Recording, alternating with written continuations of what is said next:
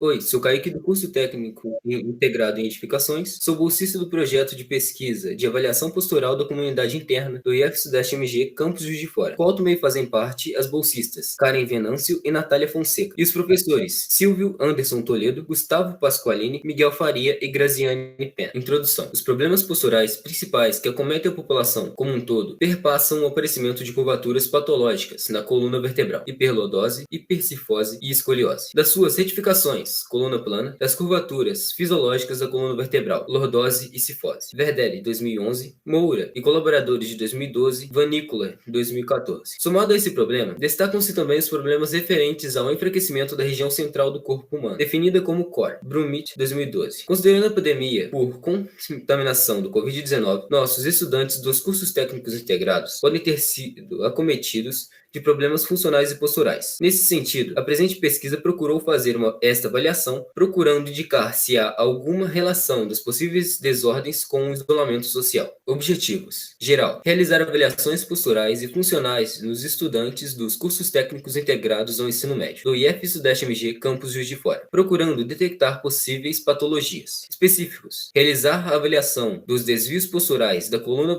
vertebral e dos membros superiores e inferiores. Realizar a avaliação da flexibilidade anteroposterior por meio do teste do banco de Wills. Realizar a avaliação funcional por meio de testes funcionais estáticos e dinâmicos. Metodologia. A presente pesquisa consiste no estudo epidemiológico descritivo transversal, o qual foram avaliados 12 estudantes voluntários e matriculados em algum dos 3 anos dos 7 cursos técnicos integrados ao ensino médio do IF-MG Campus Juiz de Fora. Para análise postural, foi utilizado o cimetógrafo da marca Sany. Para análise da flexibilidade, foi utilizado o banco de Wills da marca Sany. Para avaliação funcional, foram utilizados testes propostos por Brumit, 2012. Para exposição e análise dos dados, utilizamos o Google Forms para a produção dos gráficos. Resultados de discussão. Quando perguntados sobre a queixa de alguma dor, 50% responderam que sim e 50% responderam que não. Quando perguntados se a dor começou antes ou depois da pandemia, 16,7% respondeu que começou depois da pandemia e 83,3% que começou antes da pandemia. Logo, a indicação é de que, para a maioria dos participantes, as dores se iniciaram antes da pandemia por Covid-19. Quanto à avaliação frontal e posterior dos ombros, os resultados têm grande proximidade, sobretudo se excluirmos o resultado simétrico de 33,3%, o que confirma o desalinhamento dos ombros, com um mais alto que o outro,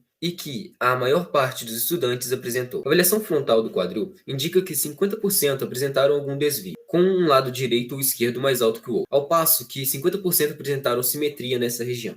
Avaliação lateral, região cervical e torácica. Em termos das curvaturas patológicas da coluna vertebral, temos que a hiperlordose cervical apareceu em 25% dos participantes. Entretanto, a hiperlordose torácica ficou em 41,7%. Quanto à avaliação lateral da região dos ombros, 50% foram considerados alinhados e 50% foram considerados projetados para frente. Com relação aos níveis de flexibilidade, 33,3% dos estudantes apresentaram um nível de flexibilidade ruim. Com relação aos testes funcionais passivos, o único que apresentou resultados com alteração expressiva foi o teste de Ober-Brumit, que avalia a tensão dos tensores da fáscia lata. Com relação à parte flexora anterior e extensora posterior do abdômen, 58,3% apresentaram um desequilíbrio muscular. As principais conclusões do estudo indicam que metade dos participantes relataram terem dores osteomusculares, porém essas não são resultado da pandemia de Covid-19, em função do isolamento social feito em casa, pois a maioria expressiva